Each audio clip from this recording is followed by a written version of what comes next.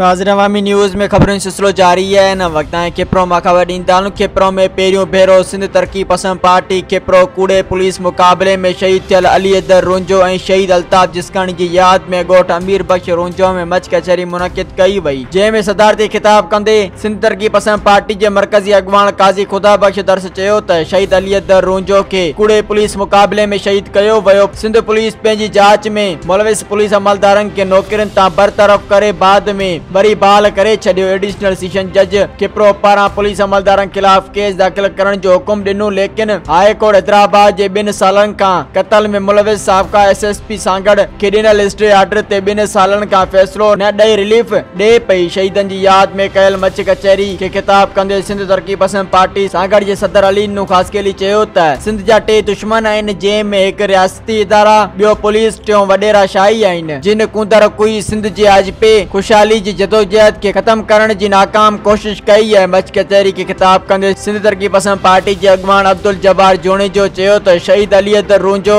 जे कातलन के बचाइण जे लाइ ॾिनल स्टे ऑर्डर खत्म कयो वञे ऐं मुलविस जवाबदारन खिलाफ केस दाख़िल कयो वञे, जॾहिं त मच कचहरी के जिस्कम अगवान मेहरान सिंधी साफ़ी मुमताज बोज़दार ऐं ॿियनि पिण खिताब कयो। मच कचहरी में आयल मेहमानन के आजणू ॾींदे मेज़बान सिंध तरक्की पसंद पार्टी खिप्रो जे सदर अवैस रुंजो आयल मेहमानन जा थोरा मञिया ऐं chief justice Sindh high court का मुतालबो कयो त शहीद अली अदर रुंजो जे कातलन के ॾिनल स्टे ऑर्डर खत्म करे जवाबदारन ते केस दाख़िल कयो वञे। मच कचहरी में वकील मोहम्मद खान राजड़, अब्दुल्ला रुंजो, हैदर गज्जू, ज़ाकिर शर, अब्दुल रज़ाक राजपूत, हरेश KBC, रहमान उमरानी समेत केतरनि माण्हुनि शिरकत कई। मच कचहरी जे आख़िर में भलोड़ सूफ़ी रागी बागचंद लाखाणी, हरेश कुमार सूफ़ी कलाम गाए मच कचहरी के 4 चंड लगाए छॾिया। अली अदर भाउ मुंहिंजो भेणायो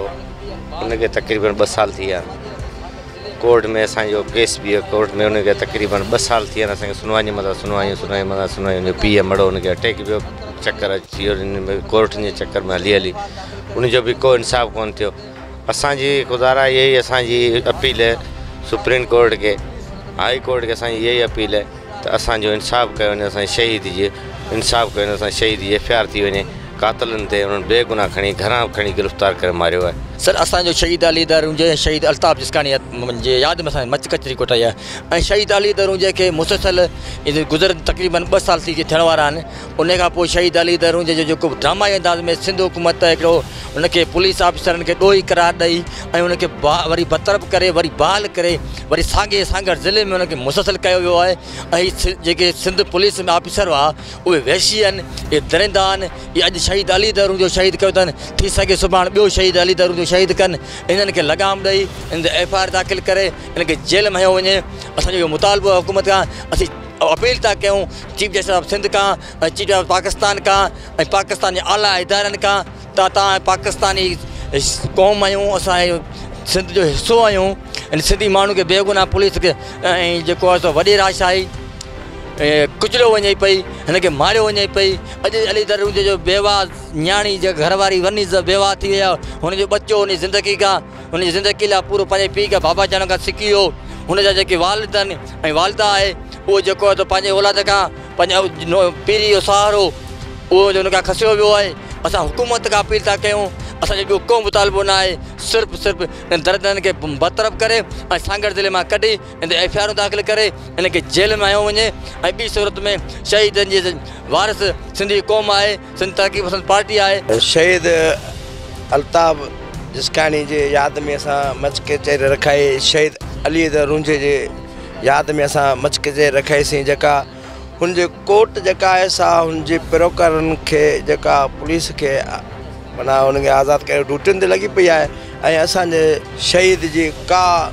वार कोन कई आहे। असांजे कोर्ट सकोरी खां अपील आहे असांजो ही जेके दोस्तनि हिते अॼु रखी आहे मच कचहरी, उन में शहीद अली अदर खे यादि कयो पियो वञे। उनजी यादि में ही जेका मच कचहरी आहे,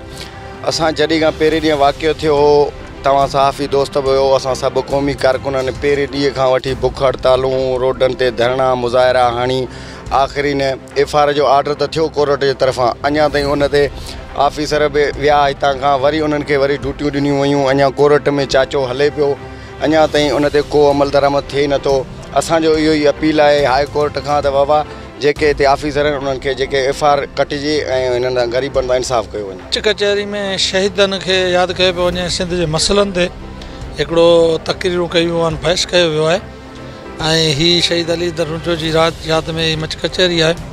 असां इहो मुतालबो था करियूं chief justice supreme court Pakistan ऐं चीफ जस्टिस